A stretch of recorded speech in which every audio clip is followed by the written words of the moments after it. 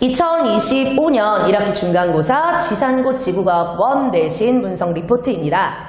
지산고의 문제는 기본 개념 유형 문제랑 그리고 수능 유형의 자료 응용 해석의 문제들이 좀 골고루 분포가 되어 있습니다. 1등급 컷이 90점대 후반으로 잡혔다라고 합니다. 실험 자료나 측정값의 그래프 제시, 그리고 해석 등의 문제들이 수능 유형처럼 좀 지식보다는 주어진 자료를 활용해서 푸는 약간 킬러 유형의 문제들로 좀 제시가 되었습니다. 어렵게 느끼는 고지자기 킬러 파트 문제 같은 경우에는 요번에 이제 풀었었던 문제들, 학원에서 이제 제시해줬던 수능 학평의 기출문제의 그림들이 그대로 제시가 되어버렸기 때문에 기출문제를 좀 접해보았었던 친구들이었다면 아예 선지까지 유사해서 쉽게 풀 수 있었던 문제입니다. 그런데 이제 이 문제들이 경험치가 아예 없으면 접근 자체가 좀 어려운 문제이기 때문에 좀 킬러 유형 문제들이 각 파트별로 나올 것으로 예상이 되니까 기말고사에서도 마찬가지로 킬러가 될 수 있는 파트는 꼼꼼하게 봐줘야 되겠습니다. 선택형 문제들 같은 경우에 보기에 용어, 그리고 원리, 또 과정의 흐름, 이런 개념들을 좀 모두 담아내려고 노력한 흔적이 보입니다. 정확한 이론 공부를 좀 했는지 그 여부를 평가하시려고 했던 그런 문제들의 출제 유형이 잘 보이고 있습니다. 대표 문항을 보면 6번 문항 같은 경우에 고3 수능 모의킬러 이제 문제 유형입니다. 그림하고 선지가 거의 이제 기출 유형 문제로 완벽하게 출제가 되었습니다.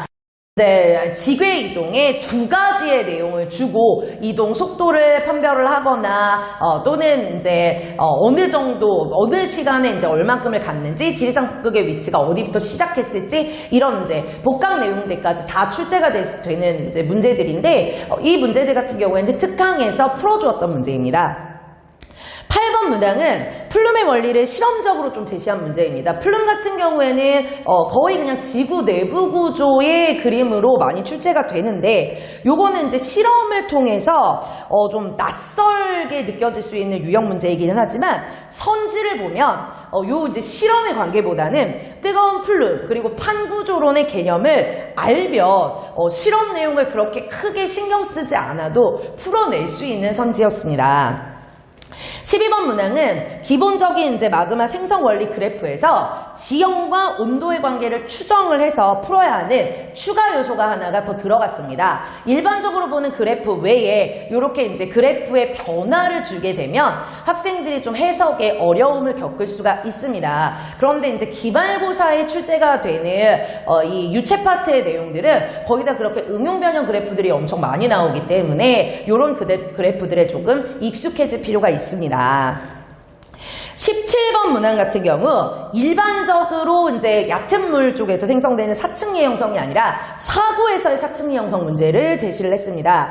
퇴적 구조 자체가 어려운 개념은 아닌데요. 좀 지역적으로 학교에서 수업한 내용의 암기가 필요한 문제입니다.